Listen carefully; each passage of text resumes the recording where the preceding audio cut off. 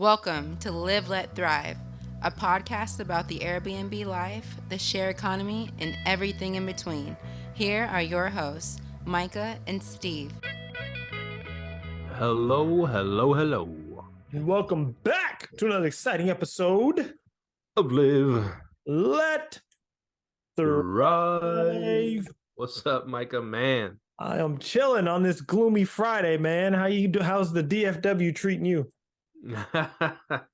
It's doing all right, man. Just some craziness going on as always. That's the life we signed up for, right?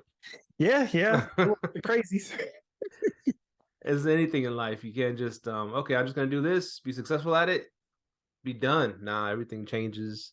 New rules happen, new crises happen, new kinds of stuff, algorithms happen, and then just you gotta start over. You gotta learn some new shit, man. Man, we're gonna get into it because the algorithm change, the Airbnb bust, all that's going on. I guess we've been talking about it, but I guess we haven't really talked about it on the cast. So I mean, this is a good time for us to actually give our input on it and tell people things that we've been implementing on that. So, yes, sir. Man, so how's the algorithm change? Well, let me what's it called? Sign us in, whatever. Allow us to reintroduce ourselves. Yeah, this is episode 239 of your favorite Airbnb VRBO, share economy, short-term, long-term, mid-term rental podcast in the world, coming at you from from Fort Worth and Arlington, Texas. How y'all doing? A DF dub, let's go. DF dub. I need to cook up some coffee while we're talking over here, man. I got a little office. I got a little coffee maker and stuff. I need to get some energy. It is a gloomy Friday. Oh, you did you put a coffee machine in your office. I like that idea. Funny thing is, I'm actually speaking of arbitrage. This is actually going to relate to arbitrage a little bit. So earlier we were talking about finding podcast space, but while we were talking about it, my loctician was doing my hair, and I was in her hair salon space, and she was like, by the way, you can rent any of these spaces in here. You can do whatever you want. I'm like, I can do like podcasts. She goes, yeah, you can set up a podcast studio. She goes, the lady down there does injections. She goes, you don't have to just do hair stuff. They're like, as long as you ain't doing nothing illegal and ain't going to burn the place down, you can do what the hell you want. So I was like, hold on, I can set up. She goes, yeah, and they'll paint whatever accent wall you want. So like, I was like, So this one guy, what he does with salon suites, he's a barber. You know, the old school way of being a barber is, you know, you go get a building, you rent it out and you pay booth rent. So what he does is he goes and gets 3 of these salon suites, and he has the owner cut walls through 3 of them. So he has this huge big space. And so his rent is like $300 a week, which is pretty normal for like a normal barber, but he puts different barbers in each of them. Like he has like 2 barbers in each of them. They pay him that, and he cuts on the side. So he's making money arbitraging that way. I was like, damn, I didn't think to do that. And my loctician was like, you should do that with your podcast. She goes, all you got to do is just set up a space in here. She goes, whenever you're not using it, have them pay for it. And if you have show sponsors, have them pay for the space and then re-rent it out. I was like, damn, I need to do that. So yeah, that's what was going through my mind. Or I was like, oh shit, I can arbitrage this shit. And I was like, she was like, yeah, you can just, she goes, if you have sponsors, have them pay for the space. And goes, when you're not using it, they're already paying you, then have other people come in and run theirs. I was like, ooh, that's a good idea. So yeah, that was an arbitrage thing that I'm thinking of. I'll let y'all know how that goes. So our next episode will be at Betty's Locks and Braids over there off 5th Street, FIF Street. Good, man. It's pretty dope. I didn't think about that, So yeah, it's I didn't, all those people are getting into that salon suite thing, and that's a damn good business, by the way. That Kim and Ann, man, they're the originals. 40. They'll go gut out a whole space and put dividers and have a bunch of spaces in there. If y'all have not seen, matter of fact, I'm gonna give Kim and Ann a shout out. Y'all should go follow them on social media. You got to go see their new tiny home assisted living that they built. It is off the chain. They built a assisted living facility out of tiny homes, and they got like this grass all the way through. And when you look up at the sky, if you guys have ever been to Caesar's Palace and you look up at the sky, and Caesar's Palace, like the sky, they built that inside of it, man. It is dope. Yeah, so y'all go follow Kim and Ann, because they set up a tiny home assisted living. It was pretty fire. Someone actually, a fan of the show, actually called me to get in touch with them. So yeah, they're doing some big stuff. They don't play, man. They don't play. For real. But yeah, the algorithm change, man. What's been going on with old Airbnb? Yeah, it freaked out. Federico for a while because he was running around. What do we do? What do we do? How do we get these bookings? It did. Everything dropped. But I mean, you could probably explain it better. But from what the gist of it I got was, if you had instant book, for some reason, it wasn't recognizing your instant book as your place being available, and it was getting crossed up with the instant book stuff. Even though you thought you were doing instant book as a good thing, it ended up messing up your space where they couldn't see it. Yeah, that was one of them. If you had instant book on, I think that instant book thing's still there. You just have to check your listing. Yeah, if you have instant book on, you weren't showing up at all. I had to do a search on it because I heard Sean talking about it. Then I did a search on it, double checked it. It was absolutely right. Now they don't want you to have a cleaning fee. You do go down in the rankings if you have a cleaning fee. They boost you like really, really high if you have smart pricing on. So that takes away the ability to use most PMPs.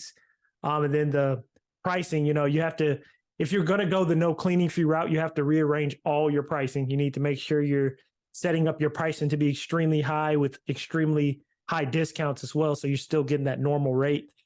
They're encouraging one night stays, even though they're against parties. So they boost you if you have one night stays on.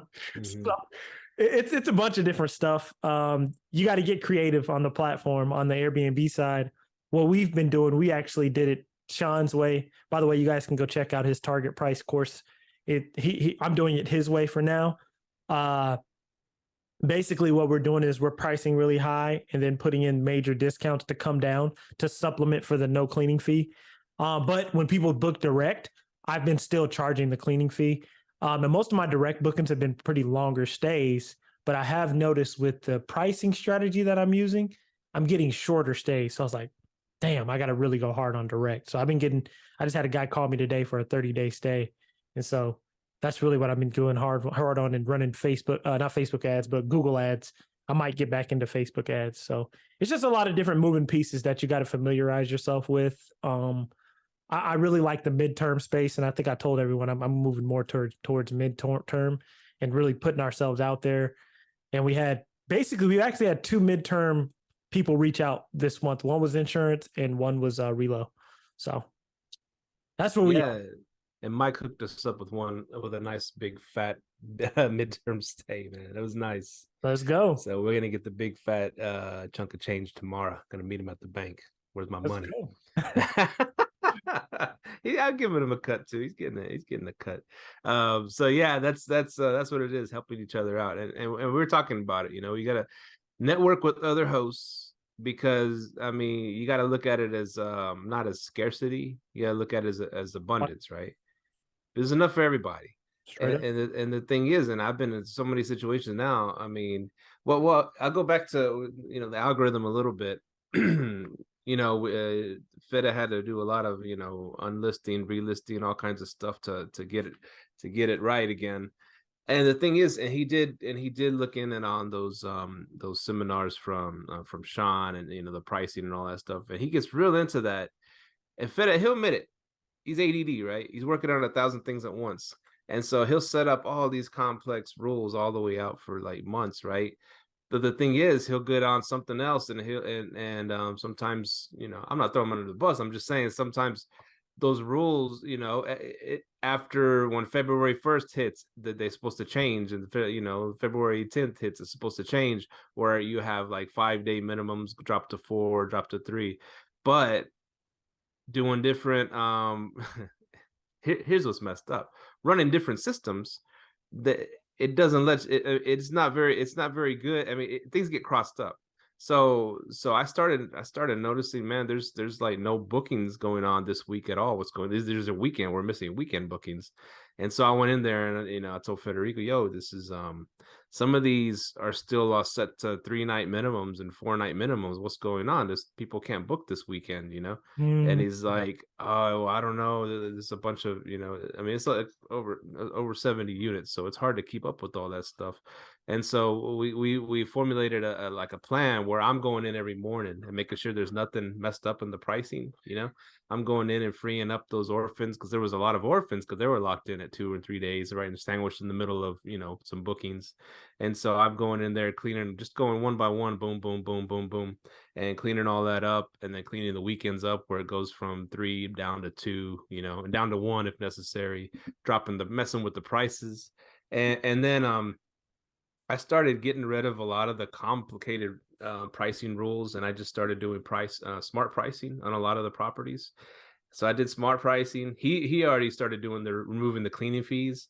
So we got a boost from putting on smart pricing, removing the cleaning fees, putting it on flexible, and putting it on instant book. Most of them are already on instant book, but it is funny because if you follow what Airbnb wants you to do, they're gonna push you up, man. So we're hitting all those: smart pricing, cleaning fees, flexible, and instant book. And man, I mean, it's all green, man. All the calendars are green. Question for you guys: have you had to deal with cancellations yet on flexible? We don't get many. It hasn't changed. I mean, from the naked eye, it hasn't, I haven't noticed a huge difference. Okay. You usually get a cancellation, once every, I don't know, 5-10 bookings, just normal, right? But I haven't seen it go from that to 9 out of 10 bookings cancel. I'm saying I haven't seen any difference at all on my end. And if we do get a cancel, it gets booked pretty quick again, anyways. So no. Yeah. There's one thing I'm scared about at flexible. Will they allow you, because they're allowed to cancel within the stay. Have y'all haven't dealt with that yet? Yeah, I think we have before. Now the thing is, I think on our houses we're still strict. Because it's a house. Okay. And there's not as many houses that are like 1-bedroom condos out there, right? Yeah. So we still get pushed up because it's a 3-2 or 4-2 house, right? You're still going to be up because people are going to look for a house. It's not going to be like a million different choices. It's going to be like a few. Yeah. So that I don't really care so much to put it on flexible. I'll keep it on strict on that. But as far as the 1-bedroom, 1-bath condos, I don't, I'll throw them all on flexible. Dude, you bring up a good point, because I'm starting to notice it too. The house strategy, if you have a house, you can still run cleaning fees, and I'm not seeing any difference. I don't know if you guys are seeing that as well. Like on my bigger houses, I think it's the customer, right? The bigger houses, they don't care. Like, I'm not sure, but I keep getting reservations on the bigger houses with I have a $235 cleaning fee on one of them. It's a really 3,000 square foot house with a back, deck, and pool and all that. They'll still pay it. Like, people are like, cool, I'll take the amenities. Now on the smaller properties, I did have to remove the cleaning fee, but I am still on strict cancellation. And I'm noticing my reservations are shorter. So maybe I need to go that flexible route. I think it's very property dependent. You bring up a good Oh yeah. You don't want to put flexible on the 500 a night stay. That would hurt. And that's harder to get rebooked because not a certain amount of people looking for houses, whereas a shit ton of people, a lot more people are looking for the 1-bedrooms, little vacation, getaways and stuff like that. But it's hard to oh shit, I hope another family of 5 finds my place by tomorrow because someone canceled. Yeah, I don't see a good reason to put it on flexible there. I agree. So yeah, then it kind of goes back to the old adage, the unique properties always win. The bigger houses, if you've got it decorated correctly, they're gonna win no matter what. You know what I mean? As you're gonna have your slow season, but it can bounce back. So yeah, that I haven't done flexible yet. I think I'm gonna test that out. Do flexible. And what that does really is we need to tighten up our systems. So even if someone does cancel in the middle of their stay, we need to have a system where we can send our cleaner out, go clean it so we can get this thing open back up and start moving again.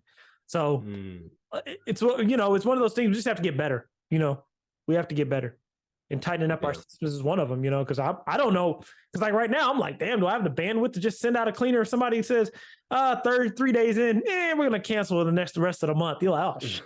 You know what I'm saying? You're like, damn, you know. So, yeah, I'm gonna do a better job of tightening up my systems, man. Yeah, making sure my cleaning team's available.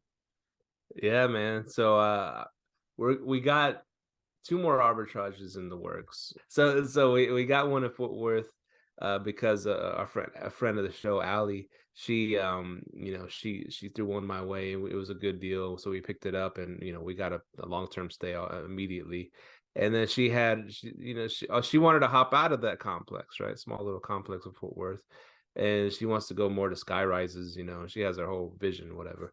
And that's cool. And so she asked if we wanted it, if they would let them transfer it to us. And I said, well, yeah, will take it, And it comes with a travel nurse already attached to it, paying $2,800 a month. So so it's like 1 bedroom? Yeah, 1-bedroom unit over there in Fort Worth. Yeah. Damn, let's see. I got to get those unique designs. I like that. That's a good one. Yeah, she went all out on this place. I mean, we purchased, what furniture and setup or whatever, but we got a big discount because it's used now. Yeah. So, but we purchased it, and then we took it over, and then we got a renter in there for the next like 3 months. So we don't even have to go in there and do anything for 3 months. That's pretty cool. I like that. Yeah, and then we picked up another Grand Prairie house, which I'm happy with. I mean, this place is nice, dude. I went in there. Yeah, man. Because I always have my antennas up for Grand Prairie. I love Grand Prairie for some reason. Me too. It's say what you will about AirDNA, right? But Feta was showing me the other day, saying, "Hey, man, I'm looking at Arlington. Arlington sucks. Blah blah blah." He's saying all this stuff about Arlington, and he's showing me the data. I was like, "Oh, that's strange. How come we're kicking so much ass in Grand Prairie? It's right across the street." And he's like, "I don't know, but it just looks like it sucks." I was like, well, "Pull up Grand Prairie," and he pulled up Grand Prairie, and the map looked exactly the same as Arlington. And I was like, "What does that prove? We're kicking ass in Grand Prairie, and this map, according to AirDNA, everybody's at 30% occupancy or whatever the hell, and these, it looked exactly like what the Arlington was showing." I was like, I mean, AirDNA, I guess it's okay, but it just from what I've noticed, I mean, if you have a good property and you're doing everything right, I mean, you're an outlier for AirDNA, I guess.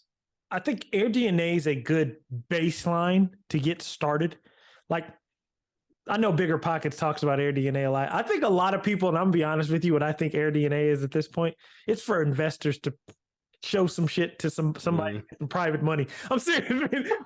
I like that. I'm for real. Like I look at it and I hear people talking about it, and I'm like, they'll be like, yeah, I just use the AirDNA numbers, to show investors to get private money, and it works because I think AirDNA's data to like experienced hosts like us and the people who are experienced and listening, I think its data isn't as accurate, especially with like the Airbnb busting and the algorithm changing, because you have a bunch of people hopping out, right? So now you have these people hopping out because they're empty. And the reason they're empty is they aren't changing their strategy. So you have me, if they pull my listings, I have a huge chunk of direct bookings. Are they counting that? And also, are they counting block days as, hey, are they counting block days as a reservation? I don't know. And if they are, then their data's flawed. So, AirDNA, and I don't want to knock them, but I do want to tell people, if you're new and coming into the space, it is a great baseline to see, okay, I can make this much money, but don't take everything with it. I mean, people who use AirDNA, they're usually putting together investor packages. And I ain't going to lie, this house I'm about to flip, I might have to flip this house. I might use it to put together an investor package. Get some AirDNA stank all over. Like, hey, man, you can pay $150 for this, and here's the short-term rental numbers. Here you go. Because I'm happy Sean brought this up, because I've been hearing on BiggerPockets, a lot of people are selling that thing. Oh, if it don't cash flow, this turning into an Airbnb. It's like, all right, you guys keep playing that game, man. There ain't no game to play. But yeah, man, I think that's what AirDNA is, man. It's the investor package. I heard someone the other day even say something like, "Oh yeah, I just make it a short-term rental and then I don't have to do nothing." I was like, "What? Wait a minute. That's what you have to do a lot more if it's a short-term rental. It's not just turn it into a short-term rental and you set it and forget it. No, what is that, man?" And that is starting to happen, because like my mentor, who I'm in his mentorship class, he just set up his first 3.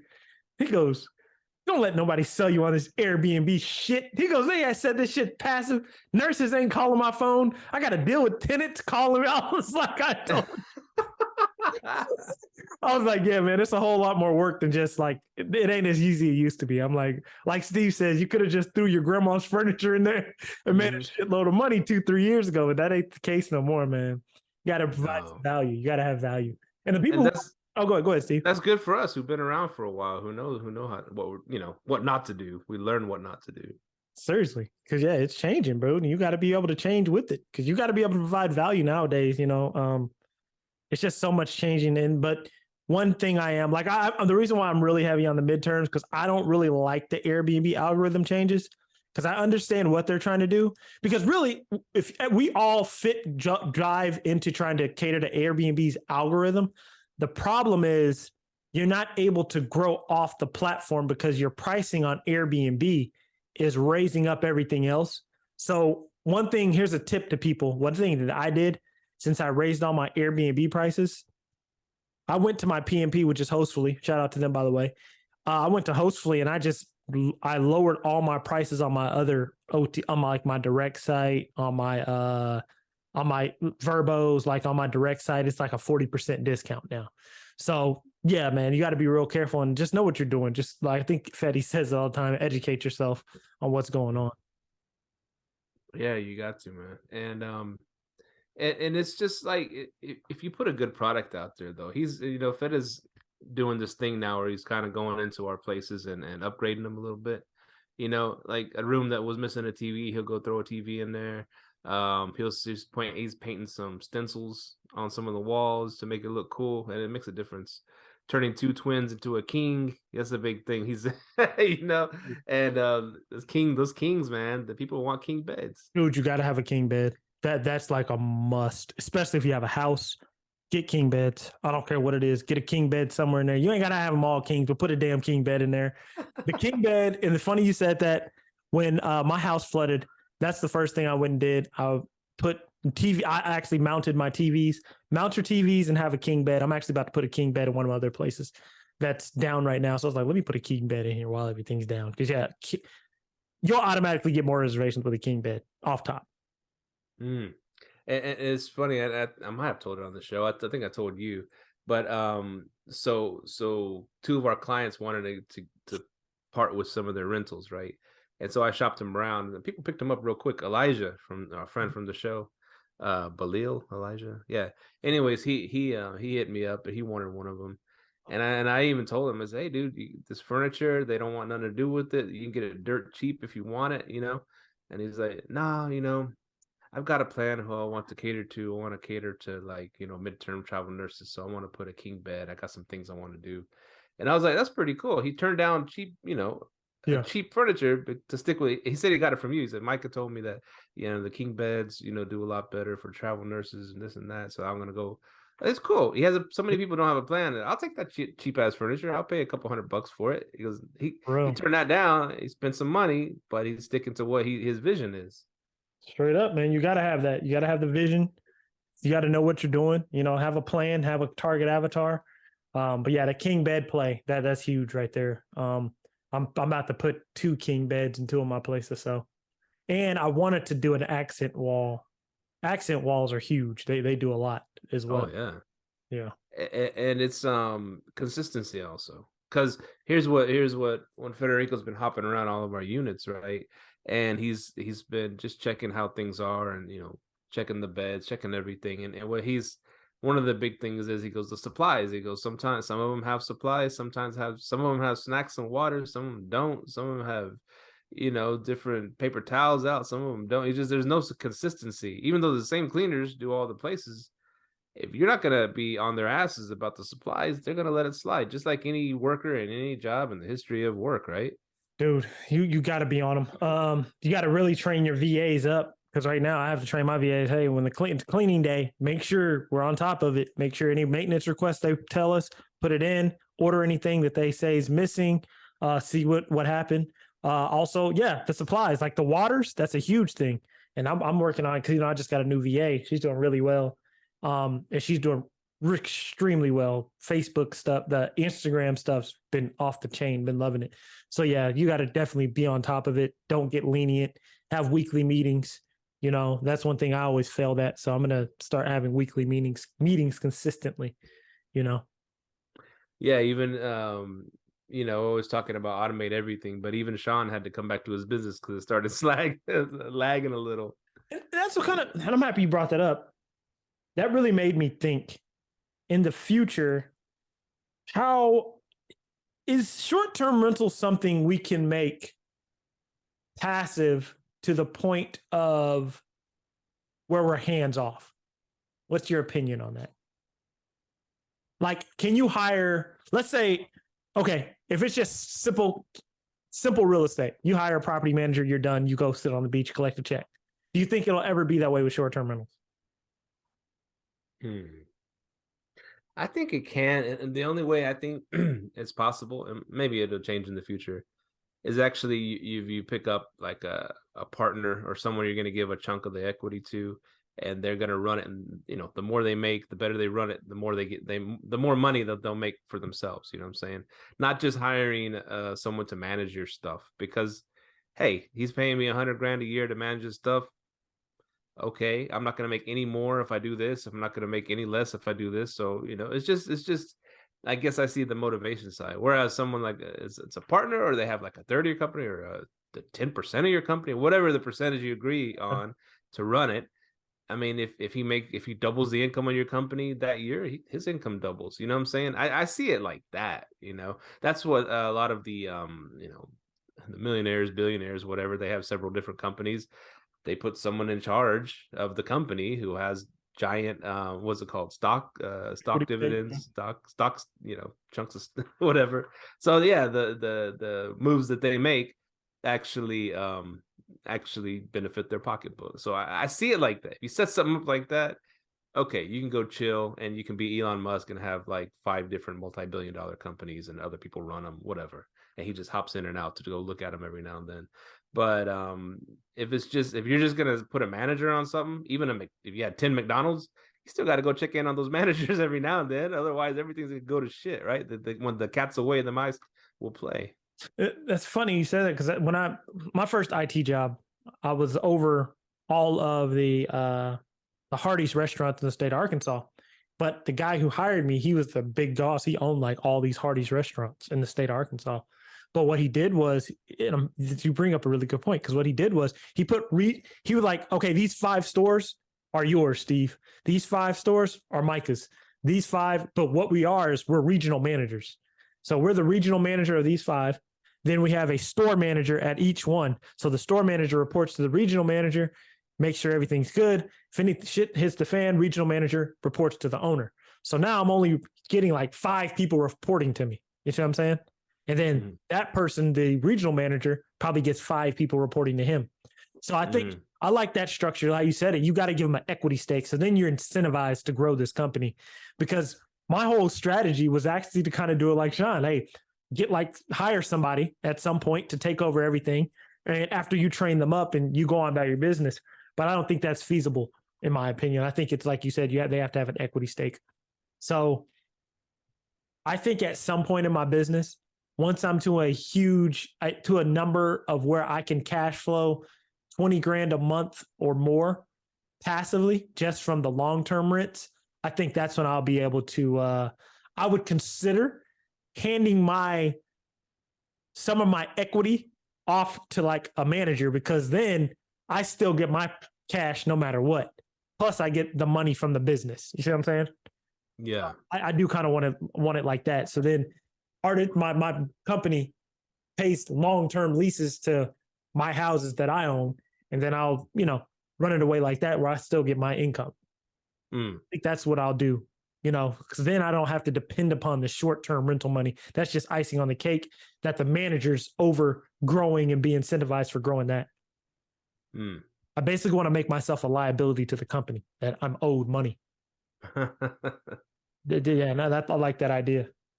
That is cool. And it's funny learning all the business stuff. It's because, I mean, you can go to business school, you can take a couple business classes. You ain't going to learn nothing until you're actually out there doing it, right? Yeah. And got people under you, got employees, got partnerships, got all kinds of stuff going on. You got investors. I mean, it's just shit, it's a lot. And but the ones that figure it out, man, they make so much freaking money, and they just know how to play the orchestra, as they say, right? You know what? I'll go ahead. Go ahead. No, go ahead. No, you said something really, really, really good. You said having investors. And I'm not gonna lie, that holds me back because I refuse to take on investors. And then I know it holds me back, but at the same time, like I keep it in my head. I'd rather not take on investors because I really rather just the money I put out, I'd rather it be me and my family for that purpose. Because it's like I'd rather not have to deal with I gotta pay this dude back. I always have to pay Uncle Sam. He's already knocking at the door. And you know what I'm saying? I'm serious. So it's like I don't know. The investor thing, that's a really tricky one. I know a lot of people do it, but I haven't taken on investors, man. I'm just trying to avoid it at all costs. I did the first like 3 years in business, and I was like, I don't like talking to all these people. There's no such thing as a silent investor, or what? No, man, there ain't no silent investor. He might be silent to the public, but he's up your ass. I'll tell you that. With my money. For real, man. And especially, and I know you guys can attest to this because I know you guys, well, I don't want to hope your owners are listening. I mean, you got some owners that are like, oh man, when's this coming? I know you're like, all right, Bill's calling today. You know what I'm saying? Yeah, man. They say you got to train your clients too, not just your employees. I like that. You got to train your clients. And if you go back to that 4-hour work week, and if my clients are listening right now, I love you all. Y'all are awesome. But I'm just saying, we've had clients in the past. What's the 4-hour work week? Bam, yeah, that's what's up. And so he mentioned in there how he was working like over 80 hours a week, right? He had a successful business, kind of. It was getting by, is making him all right money, but he couldn't leave for like one day or else it would all go to chaos, right? Mm-hmm. And so that's when he went and shut everything down and kind of reassessed everything and said, how can I get my time back? And he's looking at all of the things that were taking up most of his time. And there was a bunch of stuff, right? But one of the things that stuck out to me, and as we talk about training your clients, is he had some, like, he was selling like vitamins or something back then, Tim Ferriss in the book. But he said he had some really big clients that were ordering a shit ton of vitamins, but they were on his ass all day, nonstop, calling him all midnight, calling him all over the, some people were in different parts of the world. So it would just be like, he couldn't even sleep. I mean, but they were buying a shitload of product from him. But he said, okay, well, I guess I have to dump this client and this client. I know they're big, but to get my time back, that's gonna give me like half my time back right here. That's gonna, he just started assessing, and he let go some really big clients that were making him a lot of money. A pumpkin plan, man. So you got to do. You got to cater to you can't just cater to them because they bring in a lot of money. You got to cater to what's the least amount of headache. If you read the book, The Pumpkin Plan, it's a really good book on that. Mike, I cannot say his last name, Michael Velowitz. He wrote Profit First. I hate to mess up his name. Yeah. He's one of my favorite authors, but yeah, if you've read Pumpkin Plan, yeah, he kind of goes into that as well. You can't just, you got to go, I forgot how he worded it. You got to keep the 20% of the people that bring you 80% of the income. I was like, oh, so you don't, instead of just trying to take everyone, take the 20% that's going to bring you 80% of what you need. So yeah, the Pumpkin Plan is really good on that as well. Yeah, at first take everybody, of course, because you want to. Then you learn. Okay, yeah, I shouldn't have took this person. And then you create a baseline of who you want. Exactly. And we parted ways before with people in the past, just because it didn't work out, and that's fine. That's part of business. But that's the thing. This is a business. I was gonna say, going back to, I know we hop around a lot. So McDonald's, I learned a lot from that freaking place when I was a teenager. But one thing I did learn, there was a guy, the owner, and he owned like 5 or 6 McDonald's, right? And so he was, but he was so passive, dude. He was such a almost like a pushover kind of dude. You know, he wasn't like this, owner that you think of. You know, he just, if anything, his wife had more personality than him.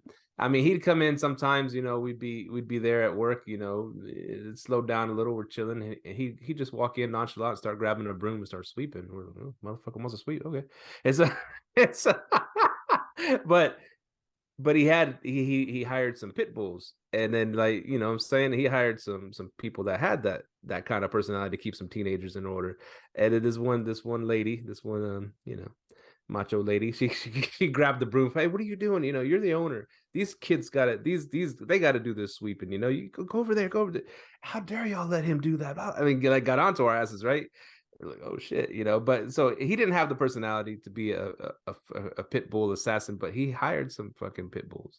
Man, that is right on, because I read this book. I don't know if you guys have ever, this matter of fact, if you're a business owner, you need to do the DISC assessment by Tony Robbins. You and Federico need to do it, because what you're talking about, the guy who owned the company, but you said his wife had a little bit more, he was probably a green. So people that are green are really passive. They're people pleasers. You know, like my real estate coach, he always says, yeah, get that shit out of you if you got any green in you. He goes, that shit ain't going to work in the real estate world. He's like, get that shit out of you. So like me and Mahogany did it. I'm a blue. Like, I'm very analytical. The blue's analytical. Yellow are people are like not people pleasers, but they're people. They know how to talk to people. Greens are basically pushovers. They're people pleasers. They're pushovers. Then reds are really aggressive. So I did it in like in our business, in our real estate business. I really noticed when me and Mahogany stick to our strengths, we're way better off. Like, she's the people person. She's not a people pleaser. She's a people person, right? She's a yellow, and me, I'm a blue. So she can go grab deals and talk to people, and then she brings the deal back to me. I can assess it, run the numbers, and be like, okay, we're going to go after this, or no, this ain't worth it. So doing that in business really pushes you ahead. It's called the DISC assessment. Y'all should do it. I think Fetty's a blue, and I think you're a yellow. So when y'all do it, let me know, because I think what is the yellow? What is that yellow again? Yellow, you're really good at talking to people. You can relate to people. You're a people person. That's all it is. I think you're a yellow, and I think Fetty's a blue. I think you are exactly what me and Mahogany are. Because I think you're the people. I'm pretty sure you go and talk to people and close the deals, right? Yeah. Oh yeah. I'm a closer. You're yellow. Yeah, I can tell. I'm like yellow. And then, but some people, they can be reds, can be people. You're not people pleasers, but not people, but they're just really pit bullish. Like you said, that macho lady, she's a red. You know, I can tell. Like, no, you can macho lady. What'd you say? That macho lady. I should have. That's what you called her, man. So she was a tough girl, man. Hey, yeah. So man, I suggest anybody listen to this podcast. Yeah, if you want to really be successful, get the DISC assessment done, and so you can know your personality. Because times in business, you'll get frustrated easily because you're doing some shit you shouldn't be doing. You do some stuff that's not part of your personality diagram. So once you start figuring out who you are, you're like, oh, I'm much better at this. But you have to really assess it, man. Like, once I did that, I was like, damn, no wonder I'd rather sit back and run the numbers on the real estate, because that's just what I do. And Mahogany can go make the connections with people. So yeah, man, it's really good. But everyone needs to have a little red in them, because you can't, some of these people just ain't going to make decisions. You got to have some red in you. So that's what I'm working on. I'm have a little bit more red in me. So you got to have some red in you. Mahogany has a little bit more red. Then she's yellow and red for sure. So yeah, man, definitely take the DISC assessment. And speaking of learning from businesses, this is what I want to tell people about being in business. Me and you were texting back and forth with all the trade deadlines and shit going on. You're like, man, Kevin Durant just got traded to the Suns. So one thing I will say is, like, you know, guys, we haven't done a Me and You app in a while, and I used to always relate stuff to sports. And one thing I tell people is, in business, you have to know what's business and keep your emotions out of it. So like the owner of the Brooklyn Nets, like, they just straight ripped him today in very well, in the Heat very well deserved it, right?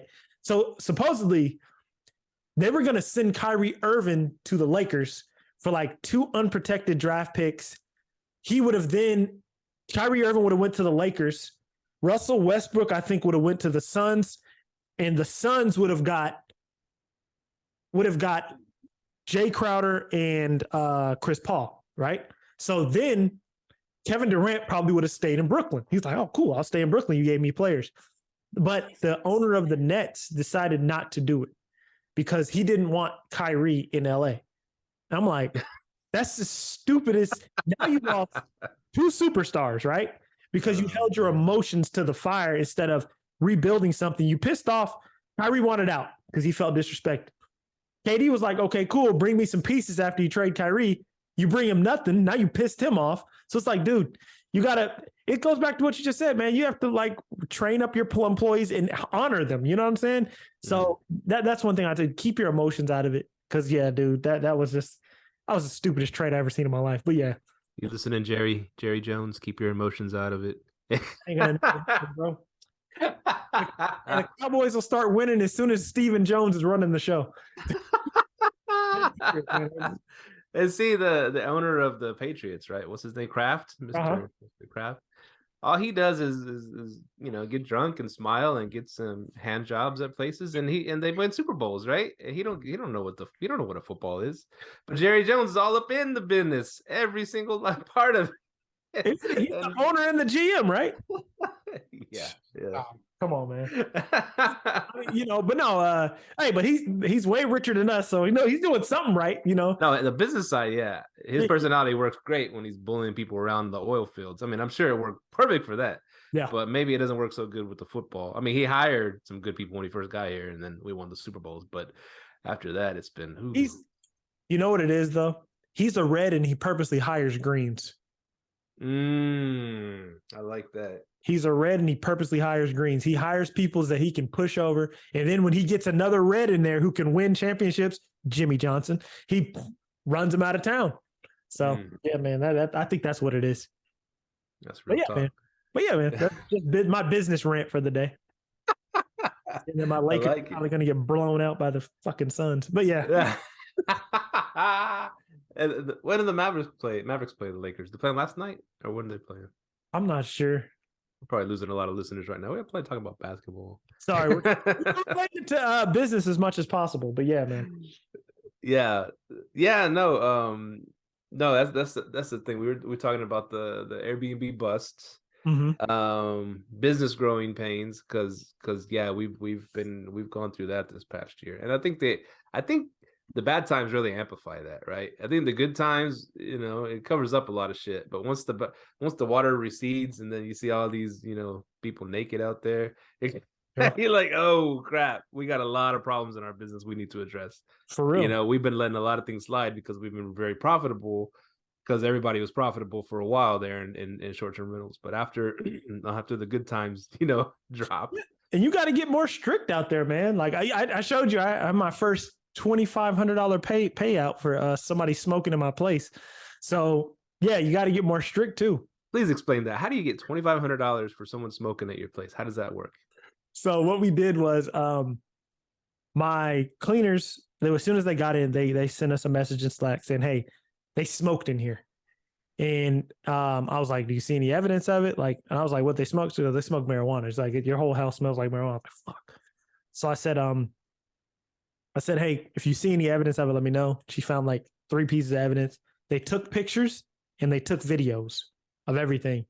And we took pictures of extra trash they piled up. Because after you find out they break the rules, nitpick them after that. This is bad, but nitpick them. Because what they're doing is they're breaking small rules. But if Airbnb sees that, okay, this guest was just trash, right? So after they took the pictures, the videos, we uploaded it. I created it. We started the air cover. After we started the air cover, they asked for all the evidence. At first, they sent us a message that, hey, we can't really tell what the marijuana is. Can you please send us a video? Always have video, because the problem is Airbnb doesn't allow you to upload video into their actual system. They allow you to email it though. So always do video and email, video and pictures. And so once we sent the pictures up, I had my my cleaning team upload a $2,500 ozone marijuana cleaning to the invoice. And then we sent everything in. Boom, we got it. $2,500 ozone marijuana cleaning. Yep. Wow. You paid a lot of money, Wink, to get that odor out. No. I'm serious. So, because that is like that's why you always get an ozone machine. And then I tell people, man, if you have cleaners and that you pay them through Turnover B&B, they have if they're getting paid through Turnover B&B gives them a Stripe account. And what they can do on that Stripe account is create invoices with their company name on it. And they just go into their Stripe account off of Turnover, print it off, send it to you, you upload it. And they can put whatever charge they want on there. Wow.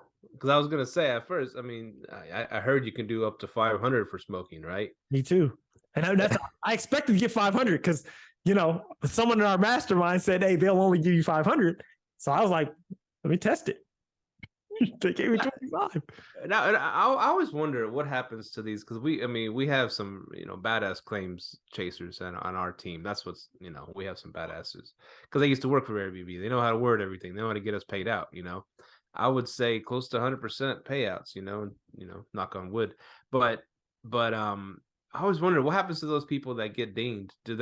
Does Airbnb go after them and try to get their money or what? See, I don't know. That's what I was wondering too. I don't know. See, and this is the thing. And also, by the way, they made me sign an agreement. After I accepted it, they made me sign an agreement. So what kind of agreement? Like an agreement, like, hey, we're gonna pay you this $2,500 if this guest contests it, whatever. It's like, cool, So what I wonder is, what I'm wondering is, did the guest pay that, or is Airbnb's insurance paying that? I think it's their insurance. Yeah, because a lot of these, especially the ones smoking marijuana and stuff in our places, they probably don't got a lot of money. They probably don't have that $2,500 to pay for that. You know what I'm saying? Well, now check this out though. This was a pretty huge reservation because this was one of our bigger properties, right? Like this was this is my biggest property I have. They stayed a while. They paid like, I think 10 grand or something for like a month or two. So they had the money to pay it. So my thing with that, I don't know. I really don't know. Because at this point in America, marijuana, I don't think has a demographic, man. We'd be surprised by the people who smoke weed. I mean, no, yeah, I'm just okay. I'm looking at my Dallas units. Just from what I've seen in my little 1-bedroom, 1-bath. When there's weed, it's not the best clientele. It's just and they probably don't have $2,500 to their name. Is what I'm saying. I agree, and that makes me think. Because think about it. Let's flip it this way. Let's say Airbnb goes after a guest to pay $2,500, right? Mm-hmm. That's not good for their platform. A hotel will go after your ass if you trash their room. But they're taking the small deposit that they have, right? Oh, they lock up your card too. They lock up your card. Telling somebody, hey, in Airbnb's already have an issue with guests leaving for hotels. Them pushing out a $2,500 charge, I just doubt the guest paid that. I just doubt it. I really think they paid it out of their insurance. Because, I mean... Now, they might have thrown an invoice at them and then, just to test it. Yeah. Just maybe mess up their credit a little bit. Who knows? Oh, no. They probably have bad. Like Cedric said, what are you going to do? Staple shit to my credit report? You know what we need to do for this podcast? We need to get somebody on who's been on the receiving end of a high invoice from Airbnb. I'm about to put it on Instagram today. I'm like, let me create a burner account real quick, and I'll rent one of your places. Test it out. Have a for smokers only party. 420 is coming up. Oh, get that ozone machines ready. For real. I do want to know though. I want to know, like, if anybody friend of the cast, listen to this cast, send me an email because I do want to know, like, is Airbnb going after these people? Because I just don't think it's a good look for them to go after people for like a $2,500 charge. That's just Airbnb better be putting super hog on these days. Something. They have to have something to defend it, because at this point, if you're saying guests break rules, they have to now, if it's in your rules, they have to pay it out, as long as you have an invoice. I don't know. But yeah. I like that turnover B&B Stripe tactic. That's pretty cool. Yeah, I ended up finding that out. You know how we found that out? So a few months, like about 6 months or so, me and Mahogany were like, let's start cleaning some of our units. The units that were getting bad reviews on cleaning. We're like, let's start cleaning them just to make sure we're not being nitpicked. Of course, we weren't being nitpicked. It was just cleaners not doing what they're supposed to be doing. So what we found out was after Mahogany, we basically separated. We had our business account, and then we brought Mahogany in as a cleaner on the account. And so for her to get paid out, we're like, because we were basically paying ourselves from the business to clean. And I was like, man, how do we get paid? She's like, oh, we get paid through Stripe, but Stripe gives you that account and it says turnover B&B and it allows you to create the invoice. So that's how I found that. I'm like, oh shit, we can just have our cleaners create invoices. That's why we tell all of our cleaners, we're not going to pay you direct. We have to pay you through turnover. So if we need anything from you to create an invoice, you can do it for us.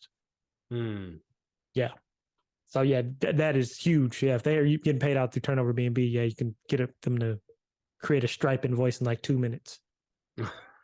I love it, man. The things you learn on this show, man. I know.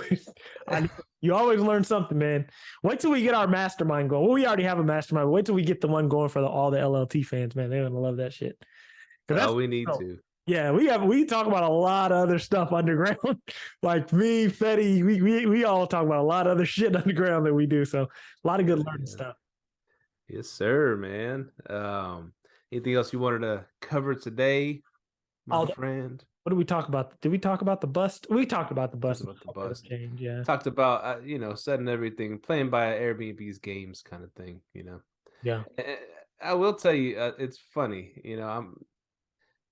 I can't say everything that I'm gonna tell you after the show, but I let me flesh this thing out a little bit first.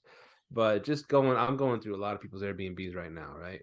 Mm-hmm. There's a lot of people that are just being bold as, being just putting, hey, this is my company, this is what we do. Here's our phone number to reach us. I mean, I've seen a lot of that. I guess Airbnb's got like 1 billion listings now, so they can't watch them all or something. But something's going on, man. People are being bold. This is what I will tell you. Airbnb allows you to be bold with your profile page. Like I put on my profile page, my stuff. I don't put a phone number in there. I have started to see people looking for phone numbers in there. It's always like, oh shit, So my strategy is I put my company and then they can Google me and they can call me or they can go to the website. Now, I think Airbnb, I think you have a point. They've gotten so big with so many people, they can't monitor everything, but you have to be careful in messages because if you are doing it in messages, if there's if you're always using the app, if someone's using the actual computer, there's a little small flag that they can push and they can flag your message and it immediately goes up to Airbnb. That's why I tell people be very careful because some people use a computer to use it. Not everyone's always on a phone. And if you're on a computer and you go to your Airbnb messages, you can just push a little button and it'll flag a message and it'll go straight to Airbnb. It doesn't happen often, but I do know a couple people have been kicked off. And I think it's because of pushing that flag button. So that's all I was like, tell people, be very careful doing that. Okay. Yeah. It's good to know. Yeah. So with my VAs, I tell them if they I had this dude wanting to book direct. And I don't ever say anything to them if they say anything. Like we actually ignore it in the messages, but we'll call from our Google Voice line. We'll call or text. We'll call them, and we just call from the Google Voice line. They don't know, but like, hey, by the way, we're hosting you right now. We know you inquired about that refrigerator, the magnet on the refrigerator. You just go to the link and you can book directly, but you have to keep all communication through here or through our email or through our chat bot on our website. It works every time. Oh, nice. Yeah. So it's just gotta be, people are getting bold. I think we talked about that. One dude had his full-blown phone number. Just call me 281-3. I was like, what? This is too easy. Yeah. Oh man. Yes, sir. So big things in the works. And I told you I got that other arbitrage in another house in Grand Prairie. I told you that. Oh. And so I got, it's pretty cool, man, because I, like you said, I guess I'm kind of a people person, and so I can what a lot of people are doing right now are trying to do this, or sending okay, I get a phone call from one of my Airbnb houses, right? Mhm. And it's a lady from the Philippines asking, yes, sir, I would like to rent your house and rent it and pay top. I'm like, no. I was like, they're I see what the owner of the company is trying to do, right? Mhm. But they're using VAs. They're putting VAs out there to do this, and their success rate is probably a big fat zero, I would imagine. Because being here from the area, and I'll talk to them. I'll get them on the phone, and I just create a rapport. It's a lot to it. The sales, man. You Mhm. know, and who's the same business? Who's the most important part of your employee of your business? It's the lady working the front desk answering the phones, right? So, because she's gonna lose you a lot of business or get you a lot of business, and so or the man, working the phones. But it's just it's the sales part. It's not everybody's very good at it, and then you're gonna go put someone foreign that doesn't even have the grasp of the language and the nuances of what's going on, the slangs and stuff like that, and you're gonna have them try to land you at arbitrage. It's not very smart, and it's good. I'm glad they're doing it because I'm scoring arbitrages, like good ones, and I'm not, pissing people off and getting hung up on stuff like that. In the beginning, yeah, but What go they're ahead. doing is, because people do it with real estate all the time. Until what I did was I just went through with one just to see what they do. They do have a high success rate, and I'm gonna tell you why. What that front lady is doing in the Philippines, all she wants you to do is say yes, right? So as soon as you say yes, what they do, she might ask you questions about the property, but what the smart ones are doing, as soon as you say yes, she's like, well, hold on, let me talk, let me let you talk to my manager. She immediately transfer to the guy who's going to close the deal most of the time. So what they're doing is they're just vetting. So like someone like me and you, it wouldn't be good to call us because we have our own business, our own companies. But let's say the dude who has the slow season, he don't know what the hell to do. He's going through the Airbnb bust. He might take that conversation like, hey, I'll rent it from you and pay you this amount. And then he may, yeah, I want to see what you're talking about. Click, let me send you over to my manager. Boom, Steve's on the phone. It's just how they're using it. I know what they're doing. Like, because me, I used to like, the fuck would you send someone to do this? And I was like, oh, and then till talk to my friend out in Florida, he's like, oh, that's just a triage. He goes, this is a front desk triage. He goes, they're most likely to, they transfer you off to someone who speaks English in the States. But Yeah. it's just, this is the thing. They're basically doing buckshots while me, you, when we go look, we're targeting, we're using sniper. We're looking at, I need this type of property. They don't give a damn. They're just buckshotting it out, praying. You know what I'm saying? Buckshotting a prayer, and then they get one. And it may work and it might not, but yeah, it's just so much stuff coming around with this whole arbitrage and people trying to arbitrage, manage the arbitrage. It's just like, oh man, dude. Arbitrage the manager. It's just like, oh shit, man. There's no Everybody meat on the bone left, man. It's just a carcass, just bones, for real, man. skin. Seller trying to wholesale the wholesale. This is like, oh shit, man. But I understand what everybody's doing. But like I said, and it's just like you said, those people. Now let's just say that person does get that property. How much meat's on the bone after that? You're gonna rip my place for $5,000 and give it to who? I mean, you're cool taking $200 a month. That's fine with me. And I've talked to a few, Mhm. right? That if I know it's a real person, not a real person. There's someone that's like actually gonna wants to try this, and Mhm. I've talked to some youngsters. It's cool. I was like, this is cool that you're actually thinking of doing something like this. Let me show you. You should probably say this. You should probably do this. I'll give you some pointers and stuff. But when I do talk to some of them, and they tell me that they're wanting to, rent one of my arbitrage, a house that I'm paying whatever $2,000 a month for, they want to pay me $3,500 a month for. Hey, sounds great, right? But as Fed has said, we can't control who they're going to put in our house now. And what if they I'm just going to let anybody book this place and get, ghetto ass people throwing parties and getting some shots fired and stuff. it's going to get shut down. It's not going to be good for us, because especially if they get desperate and like, oh crap, I'm not going to be able to make that $3,500 payment. I'm just going to let anybody book it. So it's not feasible for us at this point to let someone try to arbitrage one of our arbitrages. I wouldn't even allow it.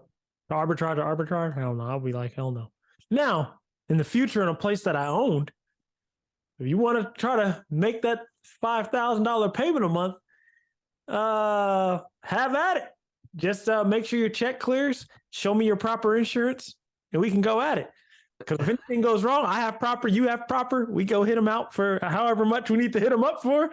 You get shut down for a few months while you're still paying me rent. So, and they're going to pay you, it just depends on how you set it up. But arbitrage, hell no. Because that's your relationship on the line. If you own the asset, you could consider it and put a bunch of contingencies in place. Like, because one of these new people, you could put contingencies in place, even if the place is shut down, you need to have the insurance in place to still pay me. So it's just a multitude of ways, because it goes back to what I was asking you earlier. How do we truly make this thing passive? You know what I mean? So I think it's a multitude of ways to think about it. One thing we didn't talk about on the show, and you and Fede have been talking about this crap so much, and that's cool. ChatGPT. Brand new ChatGPT. Steve starts hitting his head against the wall when we start talking about ChatGPT. Yeah, because we're going to replace everybody. Just ChatGPT is going to run our company. Okay. How's that going to happen? Steve's like the anti-ChatGPT guy. What do they call the people who are anti the new stuff? Hipsters? I see its uses. I'm not 100% sold on it. I've seen, because some of the answers, okay, they're thorough, they bring up all this shit, but sometimes it sounds like a politician telling you a bunch of stuff. Answer the damn question, answer the question. They'll give you all these points and all this stuff like that. And I know you got some examples. I know you've been throwing them at us and stuff, and you use it. How do you use ChatGPT to make your short-term rental business better? Oh man, first off, if there's any time a question that comes in that my VAs can't answer, we have ChatGPT tied straight into our Slack channel. So we have a ChatGPT Slack channel. Matter of fact, I'm going to pull up Airbnb and I'm going to actually do a demo and just show you what ChatGPT can pull out of its ass. I'm serious. Like, this is just something I'm going to show you how they can use it, and they have access to it. By the way, the best way to use ChatGPT, you need to be having it connected to you can connect it to your Google Chrome, or you can connect it to like your Slack channel. I have mine in my Slack channel. It's off the chain and I love it. But by the way, you can redo your entire listing through ChatGPT. You can have them rewrite an entire listing through ChatGPT. You can have them respond to guests by going into ChatGPT and answering questions. So let's say this guy comes in, you can have him greet people.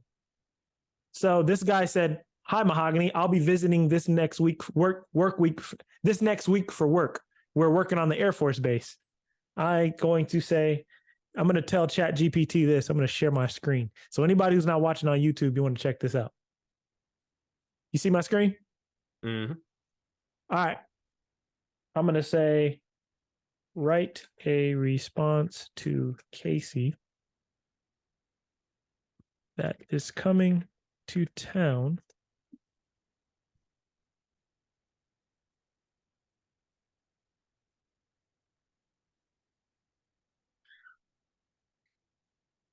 that wants to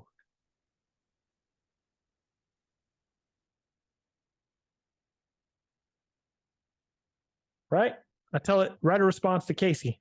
I put in Casey's message. This is what they can do. Of course, if it doesn't spit out something that's, exactly how they can just go in. So it can come in and say, "Is your short-term rental still available?" You can say, "Yes, our short-term rental is still available. We'd love to accommodate you for your stay. Please let us know when you'd like to check in. We'll make sure the rental is ready for you. We look forward to having you stay with us." Just small, simple stuff like that, but it can go way deep. It can code stuff. It can write up PHP codes, all types of shit. I've been loving it just to really help out training my VAs. It's just a lot of stuff that it can do. I actually had it rewrite an entire listing for me. and that listing got boosted because I just had to rewrite something that was a little bit more aesthetic. And it's just a lot of stuff they can do. I've been loving it. I know Fetty loves it too, but yeah, Steve bangs his head against the wall when we talk about it. Y'all are the analytical ones. Of course you're gonna love it, right? Of course, man. I'm the more nuanced one, and I'm like, I see through the ChatGPT bullshit. I'm just kidding. It has its purpose. It does some cool shit, and there's so many. Of course, the internet ran with it, right? It's talking about all these people they're getting their PhDs on ChatGPT, just plugging it in and all this stuff. Okay, so ChatGPT gonna work on me when I need some surgery? No, not really, but it may tell the surgeon who doesn't have his license what to do. It'll at least defend him in court, I guess, whenever he fucks up, right? There you go. But yeah, I see people's concerns. Like, yeah, it does. You can basically do all your homework on ChatGPT. It's that powerful.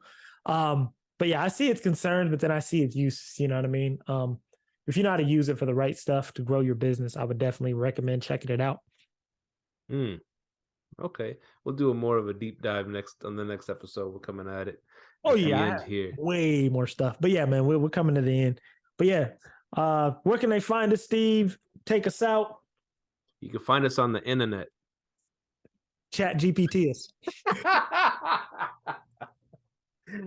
You can find us at liveletthrive.com, liveletthrive@gmail.com, argestrentals.com, ARGEST rentals.com, my company, me and Fed's company, Airbnb.com. Myka buys ugly houses, crack houses, trap houses, all them houses. And turn them into good Airbnbs or short-term rentals you can stay in. See, Fed sent you a crack house earlier, right? A boarded up crack house when he was on his walk, but he was walking through Oak Lawn, so that's high dollar neighborhood, man. So yeah, I think that one's already being rehabbed, man. I sent that to a mahogany immediately. Like, hey, see what this is. So yeah, it's a good neighborhood. The Fed is fitting in good there.